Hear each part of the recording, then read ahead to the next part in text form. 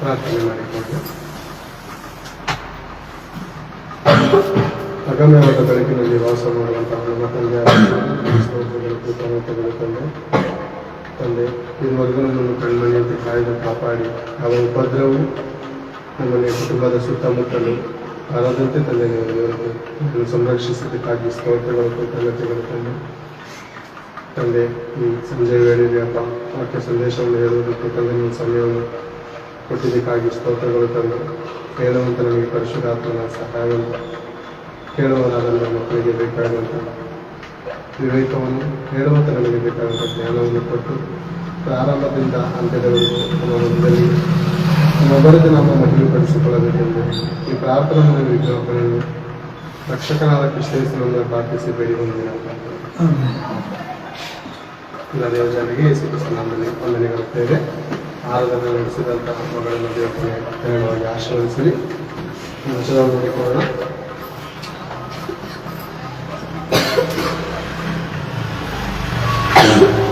ರೋಮಬಲ್ಲ ಪತ್ರಿಕೆ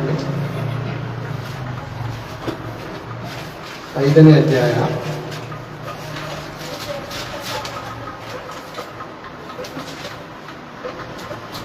5ನೇ ವಚನ. ಈ ನಿರೀಕ್ಷೆಯು ನಮ್ಮ ಆಶೆಯನ್ನು ಭಂಗಪಡಿಸುವುದಿಲ್ಲ. ನಮಗೆ ಕೊಟ್ಟಿರುವ ಪವಿತ್ರಾತ್ಮನ ಮೂಲಕವಾಗಿ ದೇವರ ಪ್ರೀತಿ ರಸವು ನಮ್ಮ ಹೃದಯಗಳಲ್ಲಿ ಧಾರಾಳವಾಗಿ ಸುರಿದಿದೆಯಲ್ಲ.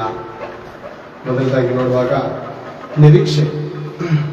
ನಿರೀಕ್ಷೆಗೆ ಮತ್ತೊಂದು ರೀತಿಯಲ್ಲಿ ಪರ್ಯಾಯ ಪದದಲ್ಲಿ ನಾವು ನೋಡುವಾಗ ನಂಬಿಕೆ ಮತ್ತು ಕಾಯುತ್ತಿರುವುದು ಮತ್ತು ಆಶೆ. ಅಂದ್ರೆ ಒಂದು ವಸ್ತು ಮೇಲೆ ಆಸೆ ಮಾಡಿರ್ತೀವಿ ಅಥವಾ ಒಬ್ಬ ಮನುಷ್ಯನ ಮೇಲೆ ನಂಬಿಕೆ ಇಟ್ಟಿರ್ತೀವಿ, ಆಸೆ ಇಟ್ಟಿರ್ತೀವಿ. ಈತನು ಒಂದಲ್ಲ ಒಂದು ದಿವಸ ರಕ್ಷಿಸಲ್ಪಡುತ್ತಾನೆ. ಅದಕ್ಕೆ ಇನ್ನೊಂದು ಅರ್ಥ ಹೇಳುವಾಗ ಭರವಸೆ. ಇದೆಲ್ಲ ಏನಂದ್ರೆ ಒಂದಕ್ಕೊಂದು ಅಂಟಿಕೊಂಡಿರುವಂತಹ ಪರ್ಯಾಯ ಪದಗಳಾಗಿದೆ. ವಾಕ್ಯ ಹೇಳ್ತಾ ಇದೆ, ಈ ನಿರೀಕ್ಷೆಯು ನಮ್ಮ ಆಶೆಯನ್ನು ಭಂಗಪಡಿಸೋದಿಲ್ಲ. ಈಗ ನಮ್ಮ ಜೀವಿತದಲ್ಲಿ ಆಲೋಚನೆ ಮಾಡಿಕೊಳ್ಳೋಣ. ನಮ್ಗೆ ಏನು ಆಸೆ ಇದೆ? ದೇವರು ಹೇಳ್ತಾ ಇದ್ದಾರೆ, ಮಾತು ಕೊಡ್ತಾ ಇದ್ದಾರೆ, ಈ ನಿರೀಕ್ಷೆಯು ನಮ್ಮ ಆಶೆಯನ್ನು ಭಂಗಪಡಿಸೋದಿಲ್ಲ ಅಂತ ಪೌಲನ್ ಹೇಳ್ತಾ ಇದ್ದಾರೆ. ಪೌಲನಿಗೆ ಏನು ಆಸೆ ಇತ್ತು? ದೇವರ ಮಹಿಮೆಗೋಸ್ಕರ ನಾನು ಬದುಕಬೇಕು, ದೇವರ ನಾಮವನ್ನು ನಾನು ಉನ್ನತಪಡಿಸಬೇಕು. ನಾನು ಇರುವಂತ ದಿನಗಳೆಲ್ಲ, ನಾನು ಬದುಕಿರುವಂತ ದಿನಗಳೆಲ್ಲ ದೇವರ ನಾಮದ ಮಹಿಮೆಯ ನಿಮಿತ್ತನೇ ಸಾಯಬೇಕು. ಅಥವಾ ಬದುಕುವುದಾದ್ರೂ ಕ್ರಿಸ್ತನೇ, ಸತ್ತರೆ ಲಾಭವೇ ಅಂದುಕೊಂಡು ತನ್ನ ಜೀವಿತವನ್ನು ಈ ಲೋಕದ ಯಾತ್ರೆಯಲ್ಲಿ ದೇವರಿಗೋಸ್ಕರನೇ ಶ್ರಮಿಸಿಕೊಂಡು ಹೋದಂತೆ. ನಾವು ನೋಡುವಾಗ ಫಿಲಿಪಿನ ಬರೆದಕ್ಕೆ 1ನೇ ಅಧ್ಯಾಯ 20ನೇ ವಚನದಲ್ಲಿ ಅದನ್ನು ಹೇಳುವಂತ ಒಂದು ಮಾತನ್ನು ಗಮನಿಸೋಣ. ಹೇಗೆಂದರೆ ನಾನು ಯಾವ ವಿಷಯದಲ್ಲಾದರೂ ನಾಚಿಕೆ ಪಡದೆ ಎಂದಿನಂತೆ ಈಗಲೂ ಸಹ ತುಂಬಾ ಧೈರ್ಯದಿಂದಿರುವುದರಿಂದ ಬದುಕಿದರೂ ಸರಿಯೇ, ಸತ್ತರೂ ಸರಿಯೇ, ನನ್ನ ದೇಹದ ಮೂಲಕ ಕ್ರಿಸ್ತನಿಗೆ ಮಹಿಮೆ ಉಂಟಾಗಬೇಕೆಂದು ನನಗೆ ಬಹಳ ಅಭಿಲಾಷೆ. ಏನ್ ಆಸೆ ಇದೆ ಅಂತ ಆತನಿಗೆ?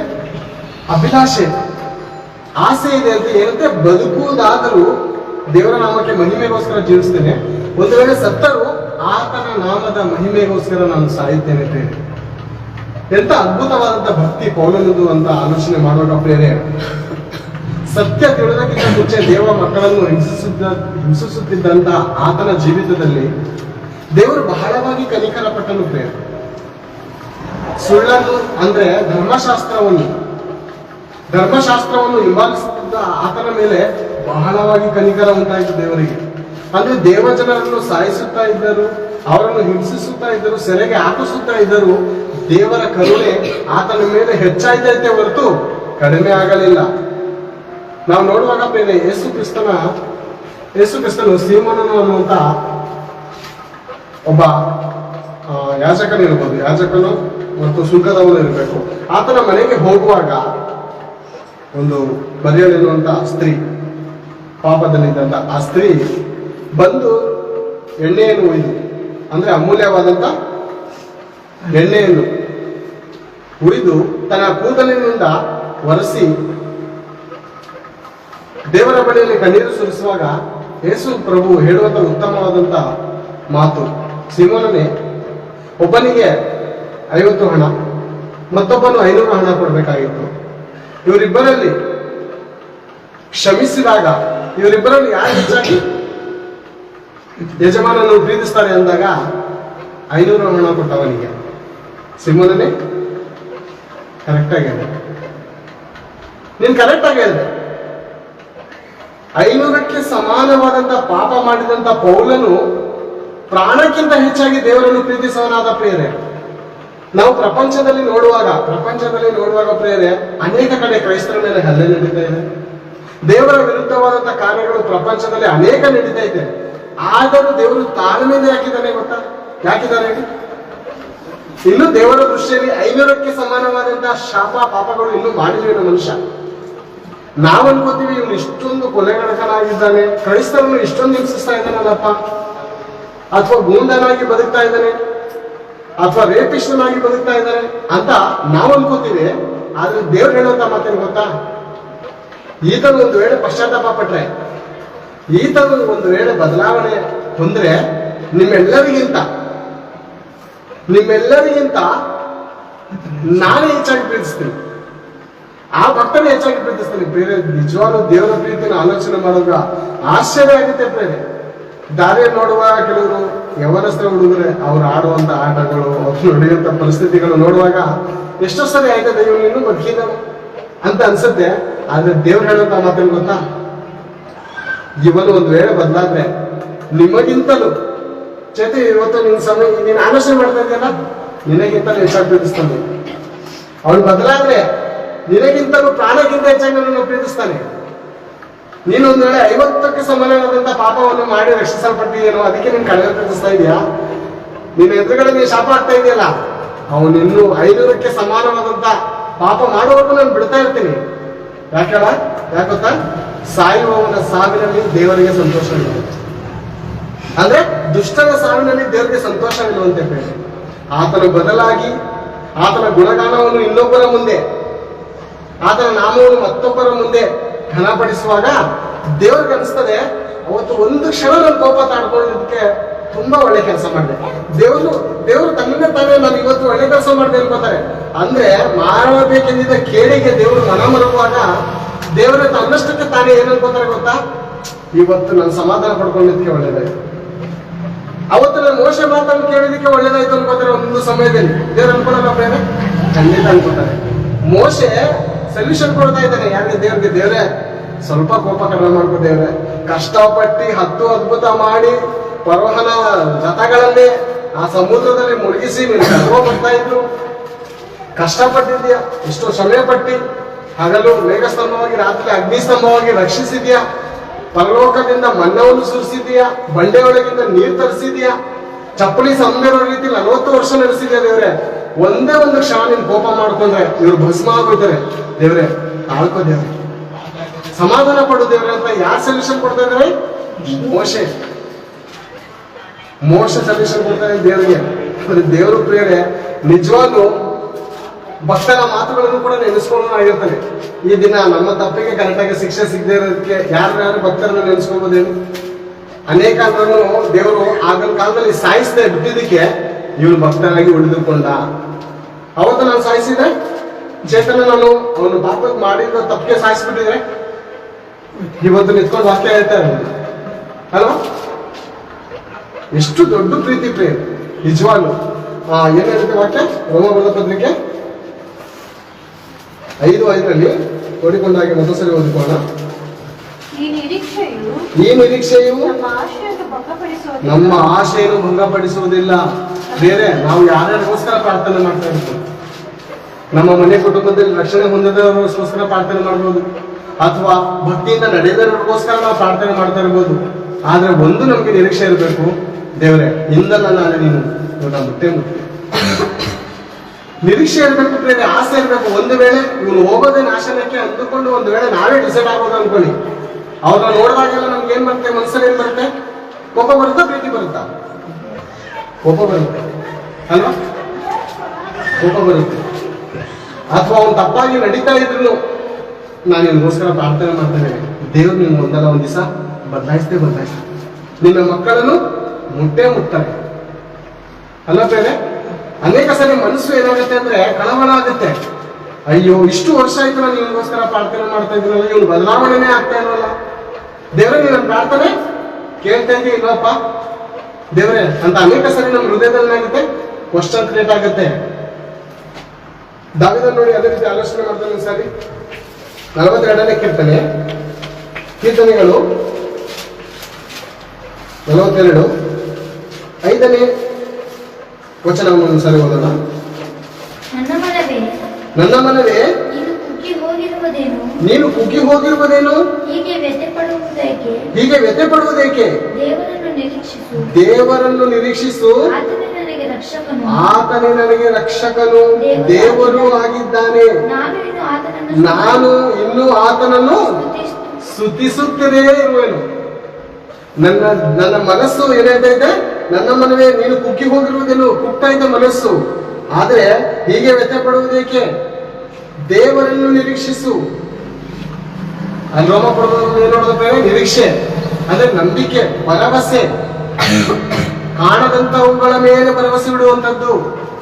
ರಕ್ಷಣೆ ಹೊಂದದೇ ಇರುವಂತ ಮನುಷ್ಯನನ್ನು ನೋಡಿ ಆತನ ಮೇಲೆ ನಿರೀಕ್ಷೆ ಇಡುವಂತದ್ದು.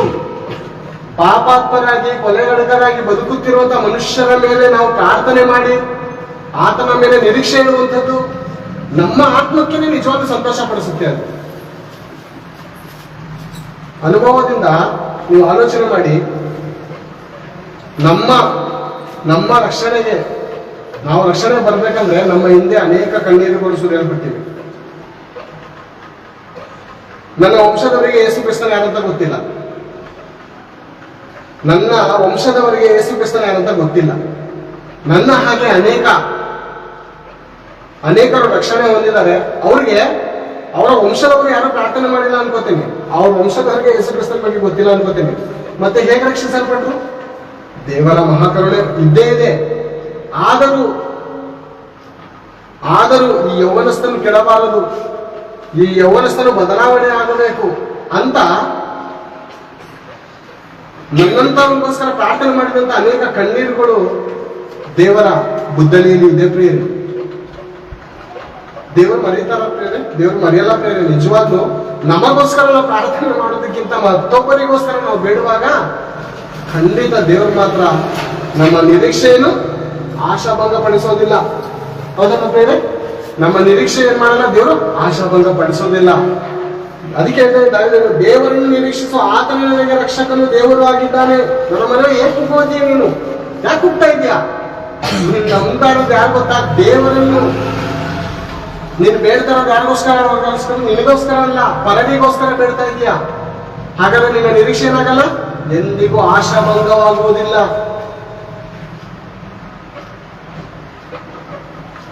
ಜ್ಞಾನೋಕ್ತಿಗಳು ನೋಡಿಕೊಳ್ಳೋಣ ಪ್ರಿಯ ಒಂದ್ಸರಿ. ಜ್ಞಾನೋಕ್ತಿಗಳು 11ನೇ ಅಧ್ಯಾಯ 7ನೇ ವಚನ.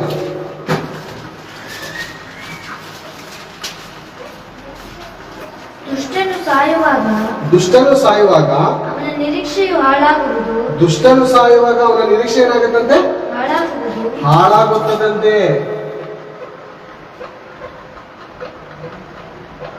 ದುಷ್ಟನು ಸಾಯುವಾಗ ಅವನ ನಿರೀಕ್ಷೆಯು ಹಾಳಾಗುವುದು. ಸಾಕು. ಶಿಷ್ಟನು ನಿರೀಕ್ಷೆ ಇಟ್ಟುಕೊಂಡು ಸತ್ರೆ ಅವನ ಆಸೆ ಭಂಗವಾಗತ್ತಾ? ಪ್ರಿಯರೇ, ದೇವರು ಸಾವಿರಾರು ವರ್ಷಗಳ ಹಿಂದೆ ಮಾಡಿದಂತ ಪ್ರಾರ್ಥನೆಯನ್ನು ಮರೆಯಲ್ಲ. ಈಗ ಸಾವಿರಾರು ವರ್ಷಗಳ ಹಿಂದೆ ಎಷ್ಟು ತಲೆಮಾರುಗಳಿರೋದು? 100 ತಲೆಮಾರುಗಳಿರೋದು. ಒಬ್ಬೊಬ್ಬನಿಗೆ 100 ವರ್ಷ ಹಾಕೊಳ್ಳಿ.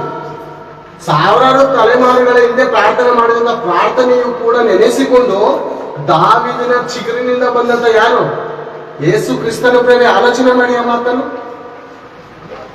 ಯೇಸು ಕ್ರಿಸ್ತನ ನಡ್ಕೋಬೇಕಾದ್ರೆ ತಂದೆಯಾದ ದೇವರ ಮಗನೇ ಅಂತ ಹೇಳೋದಕ್ಕಿಂತ ಯಾರ ಮಗ ಅಂತ ಹೇಳೋದಕ್ಕೆ ಇಷ್ಟಪಟ್ರು? ದಾವೀದ ಕುಮಾರನೇ. ಯಾರು ಪ್ರಸಿದ್ಧಿಯಾಗಿದ್ರು? ದಾವಿದನು ಪ್ರೇರೆ. ದಾವಿದನು ಸತ್ತಿ ಮಣ್ಣಾದ್ರು ಆತನ ವಂಶವಳಿಗೆ ಕೊನೆಯಾಗಲಿಲ್ಲ.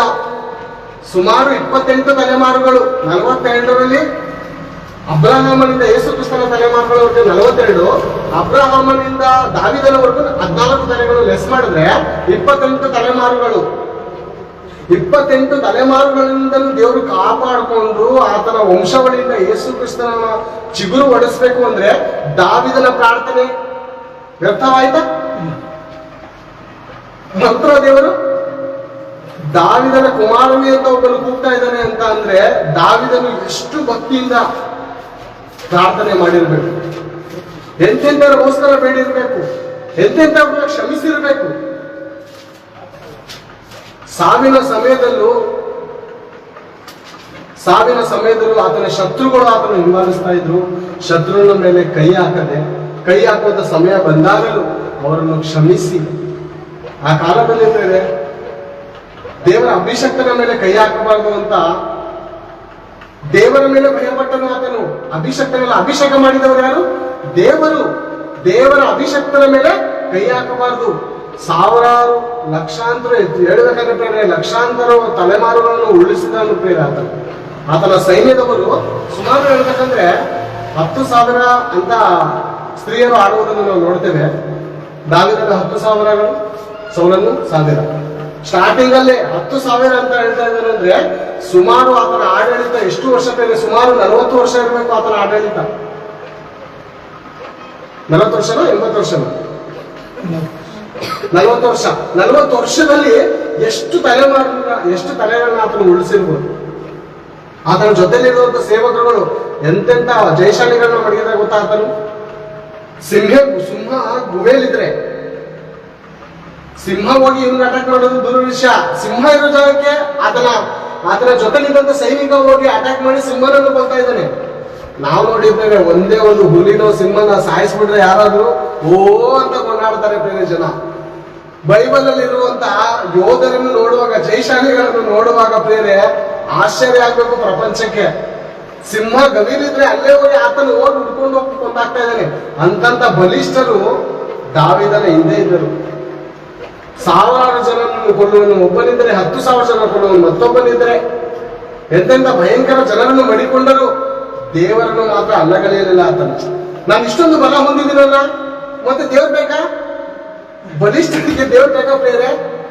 ದೇವರನ್ನು ನಿರೀಕ್ಷಿಸಿದನು ಪ್ರೇರೆ. ದೇವರ ಬಲವನ್ನು ಆತನು ಆಶ್ರಯಿಸಿದನು. ನಿನ್ನ ಬಲವು ನನ್ನಲ್ಲಿ ಪರಿಪೂರ್ಣ ಸಾಧಕ. ದೇವರ ಬಲವನ್ನು ಆಶ್ರಯಿಸಿದ ಆತನ ಭಯಭಕ್ತಿಗೆ ದೇವರು ಇದುವರೆಗೂ ದಾವಿದನ ಚಿಗುರಿನಿಂದ ಬಂದಂತ ಯೇಸು ಕ್ರಿಸ್ತನು ಅದ್ಭುತವಾಗಿ ಅತಿಶಯವಾಗಿ ಆತನ ನಾಮವನ್ನು ಉಳಿಸಿ ದಾವಿದನ ಚಿಗುರಿನಿಂದ ಯೇಸು ಕ್ರಿಸ್ತನು ಬಂದನು. ಆತನ ಭಕ್ತಿ ನಿಜವಾಗ್ಲೂ ಇದುವರೆಗೂ ದೇವರು ನೆನೆಸ್ಕೊಂಡು ಕೃಪೆ ಮಾಡ್ತಾ ಇದ್ದಾರೆ. ಅವ್ರ ವಂಶದ ಮೇಲೆ ಕೃಪೆ ಮಾಡ್ತಾ ಇದ್ದಾರೆ. ಮಗನಾದ ಸೊಲೊಮೋನನು ಎಷ್ಟೇ ತಪ್ಪು ಮಾಡಿದ್ರು, ಪಾಪ ಮಾಡಿದ್ರು, ಆತನ ರಾಜ್ಯದಲ್ಲಿ ಇರೋವರೆಗೂ ಸಮಾಧಾನವಾಗಿರ್ತೀಯ. ಯಾಕೆ? ಯಾರೋ ನೆನೆಸ್ಕೊತಾ ಇದ್ದೀನಿ ನಾನು? ದಾವಿದನ ನೆನೆಸ್ಕೊಂಡು, ಅಬ್ರಹಾಮನ ನೆನೆಸ್ಕೊಂಡು, ಇಸಾಕನು, ಯಾಕೋಬನನ್ನು ಕಾಪಾಡಿದ ಪ್ರೇರೆ. ವಚನ ನೋಡಿಕೋಣ.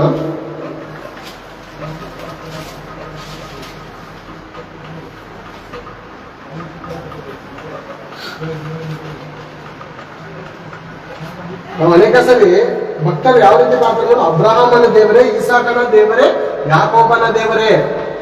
ತನ್ನಲ್ಲಿ ಭಯಭಕ್ತಿ ಉಳ್ಳವರ ಇಷ್ಟವನ್ನು ನೆರವೇರಿಸ್ತಾರಂತೆ ಪ್ರೇರೆ ದೇವರು. ಇಷ್ಟ ಅದ್ಭುತ ಅಲ್ವಾ? ಒಂದ್ಸರಿ ಓದಿಕೋಣ. ಕೀರ್ತನೆಗಳು 145, 19ನೇ ವಚನದಲ್ಲಿ ಓದಿ ನೋಡಿಕೋಣ. 145 ಕೀರ್ತನೆಗಳು 19ನೇ ವಚನ.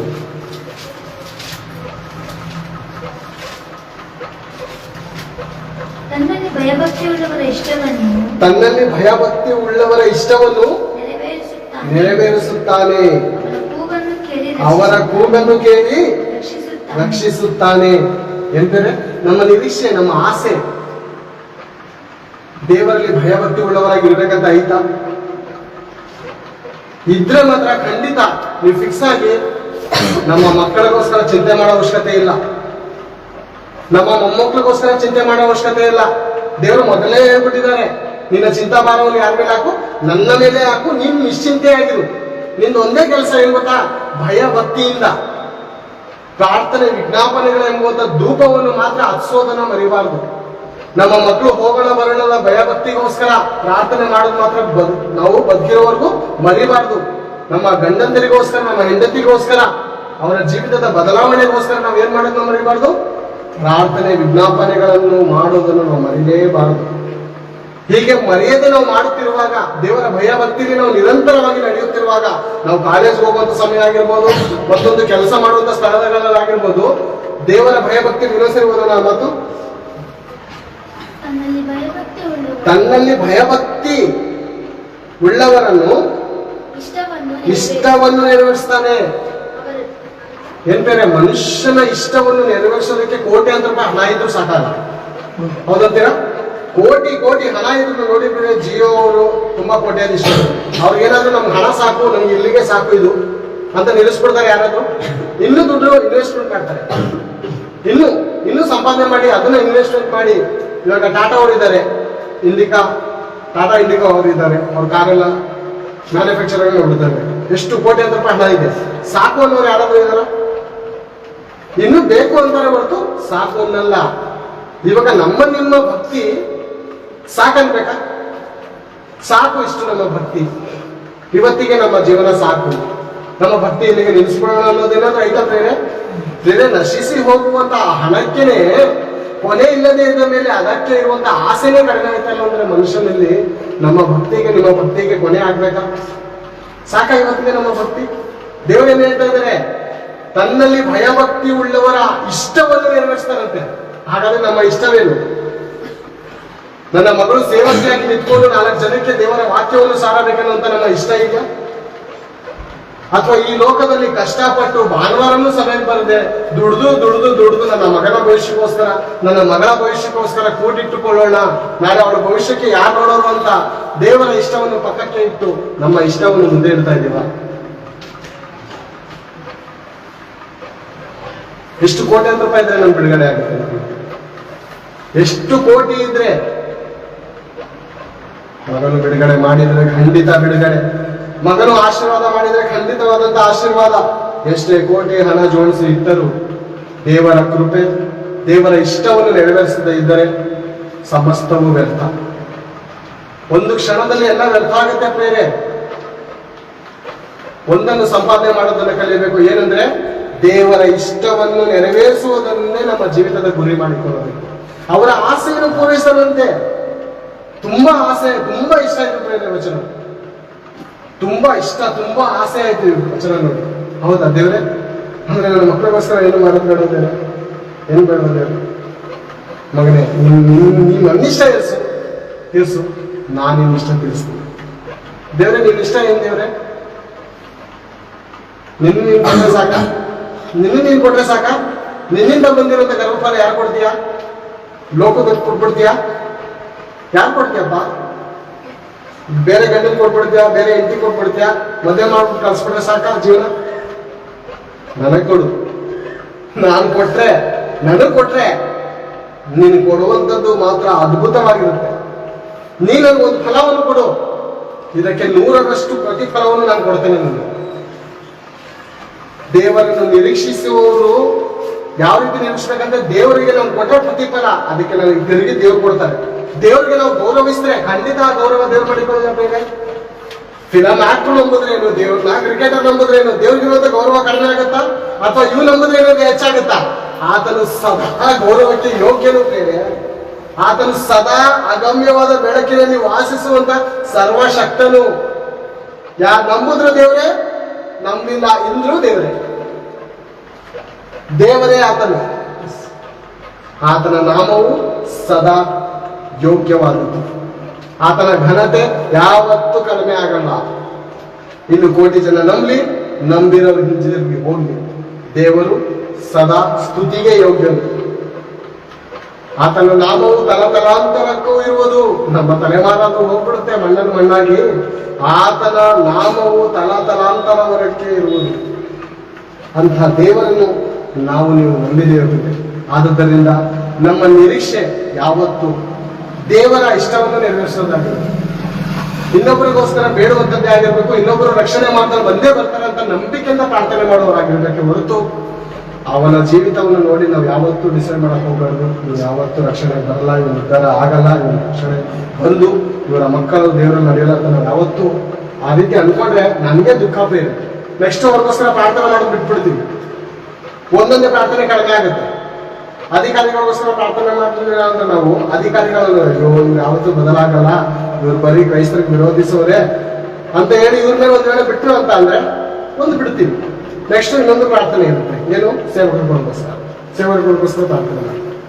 ನೀತಿವಂತರು ಸೇವಕರು ಇದ್ದಾರೆ, ದೇವರವ್ರನ್ನ ಕಾಪಾಡಿ ಅವನ್ನ ಕನಿಕರಿಸಿ. ಯಾರಾದ್ರೂ ಒಂದು ಸೇವಕರು ಇದರ ಮನೆ ಆಯ್ತಲ್ಲ, ಕೊಲೆ ಆಯ್ತಲ್ಲ, ಯಾರು ಸೇವಕರು ಪ್ರವೀಣ್ ಆ ರೀತಿ ಕೊಲೆ ಆಗೋದು ನೋಡಿದಾಗ ನಮ್ಗೇನಾಗುತ್ತೆ? ನಿರೀಕ್ಷೆ ಕಡಿಮೆ ಆಗುತ್ತೆ. ದೇವರೇ ಇಷ್ಟು ಪ್ರಾರ್ಥನೆ ಮಾಡ್ತಾ ಇದ್ದೀನಿ, ಸೇವಕರು ಮಾಡ್ದ, ಹಾಗಾದ್ರೆ ನಾವು ಮಾಡೋ ಪ್ರಾರ್ಥನೆ ಏನ್ ಕೇಳ್ತಾ ಇಲ್ಲ ದೇವ್ರೆ ಅನ್ಕೊಂಡ್ರೆ ಏನಾಗುತ್ತೆ? ಕಡಿಮೆ ಆಗುತ್ತೆ. ನೆಕ್ಸ್ಟ್ ಪ್ರಾರ್ಥನೆ ಮಾಡಕ್ ಮನ್ಸು ಬರುತ್ತಾ? ಬರಲ್ಲ. ಆದ್ರೆ ಈ ಪ್ರಾರ್ಥನೆಯಿಂದ ಒಂದು ಕೊಲೆ ಆಗಿದ್ದ ನಾವು ನೋಡಿ ನಾವು ನಿರೀಕ್ಷೆ ಕಳ್ಕೋಬಾರ್ದು. ಸಾವಿರಾರು ಜನ ತಲೆಮಾರುಗಳ ಸೇವಕರುಗಳ ತಲೆಗಳು ಉಳಿತಾ ಇದ್ದೇವೆ. ನಮ್ಮ ಪ್ರಾರ್ಥನೆ ಎಷ್ಟು ಬಲವಾದದ್ದು ಅಂತ ನಾವು ಆಲೋಚನೆ ಮಾಡಬೇಕು. ನಂಬಿಕೆ ಮಾತ್ರ ಇರಲಿ ಅಂತ ಯೇಸು ಕ್ರಿಸ್ತನು, ಬೇರೆ ಅನುಮಾನ ಬೇಡ, ಅನುಮಾನ ಬೇಡವೇ ಬೇಡ. ನಮಗೇನಿರ್ಬೇಕು? ನಂಬಿಕೆ ಮಾತ್ರ ಇರಬೇಕು. ಅದಕ್ಕೆ ಯಾವುದನ್ನು ಸೇರಿಸೋದು ಬೇಡ, ತೆಗೆದು ಹಾಕೋದು ಬೇಡ. ನಾವು ಆ ನಿರೀಕ್ಷೆ ಏನ್ ಮಾಡ್ತಂತೆ ನಮ್ಮ ಇನ್ನೊಂದ್ಸಲ ರೋಮ 5:5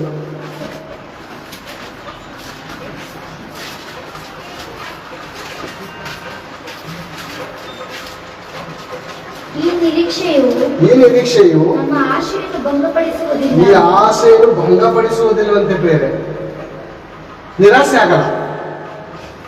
ನಾವು ನಮ್ಮ ಮನೆ ಕುಟುಂಬವು ದೇವರಿಗೋಸ್ಕರ ಬದುಕ್ತೇವೆ.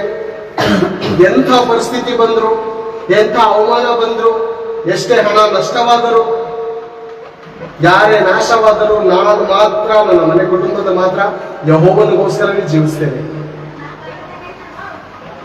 ಇದು ನನ್ನ ಡಿಸೈಡ್. ನನ್ನ ನಿರೀಕ್ಷೆಯು ಆಶಾಭಂಗವಾಗಬಾರದು. ಆಸೆ ಮಡಗಿದ್ದೀವ? ಆಸೆ ಮಡಗ್ತಾ ಇರ್ಬೇಕು. ಪ್ರತಿದಿನ ನಾವು ಆಸೆ ಇಟ್ಟಿರ್ಬೇಕು ದೇವರ ಮೇಲೆ. ನನ್ನ ಮನೆ ಕುಟುಂಬ ಉದ್ಧಾರ ಆಗೇ ಆಗುತ್ತೆ, ನನ್ನ ಮಕ್ಕಳು ದೇವರಿಗೋಸ್ಕರ ಬದುಕ್ತಾರೆ,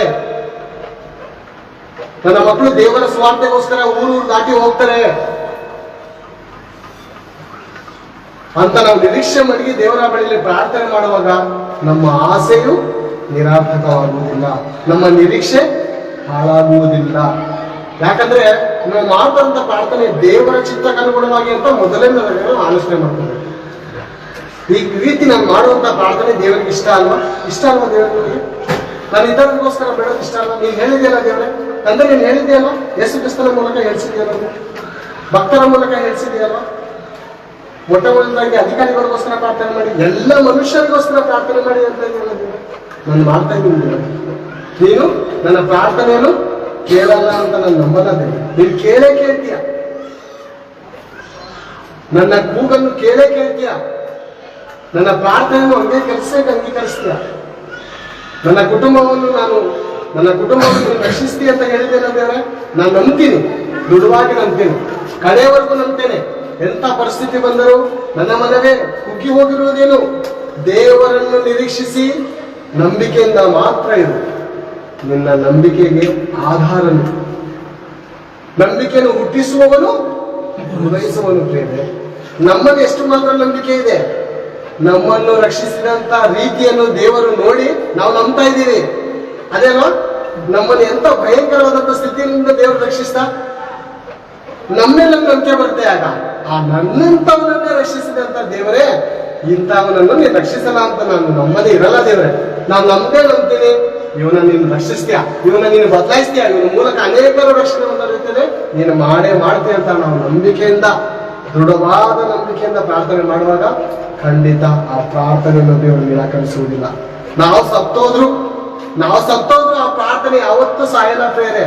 ಸಾವಿರಾರು ವರ್ಷಗಳಿಂದ ಮಾಡಿದಂತ ಪ್ರಾರ್ಥನೆ ನೆನೆಸಿಕೊಂಡು ದೇವರು ಅನೇಕ ತಲೆಮಾರುಗಳು ಉರುಳಿ ಹೋದರು ನೆಕ್ಸ್ಟ್ ಬರುವಂತ ತಲೆಮಾರಿಗೋಸ್ಕರ ಆಶೀರ್ವಾದದ ಕೂಗನ್ನು ನೆನೆಸಿಕೊಂಡು ಆಶೀರ್ವಾದಿಸ್ತಾ ಇದ್ದಾನಂದ್ರೆ ದೇವರು ಮರೆಯುವವನು ಖಂಡಿತ. ನಾವು ಮಾಡಿದಂತ ಪ್ರಾರ್ಥನೆ ಬೇರೆ ಅನೇಕ ಸರಿ ನಾನು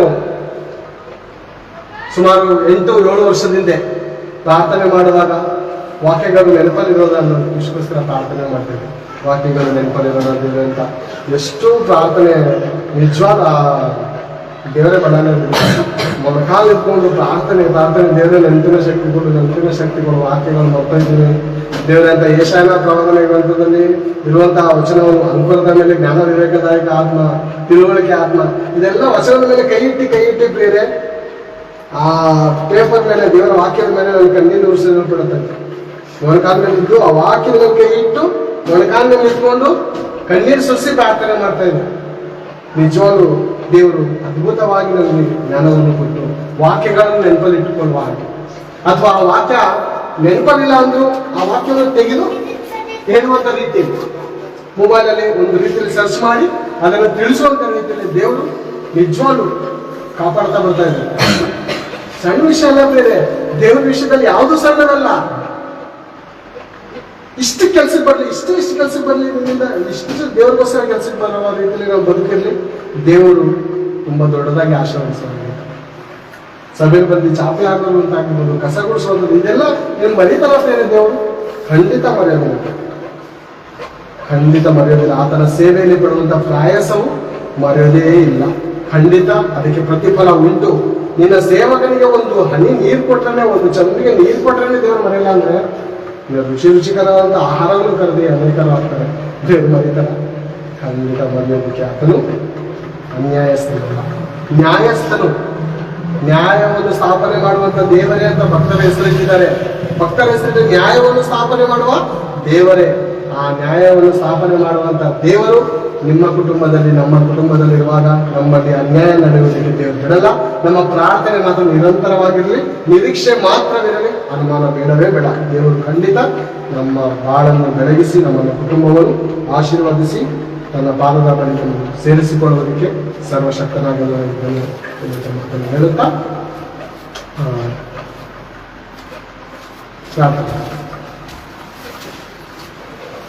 ಪ್ರಾರ್ಥನೆ ಮಾಡಿ ಮುಗಿಸಿಕೊಳ್ತೀರಾ?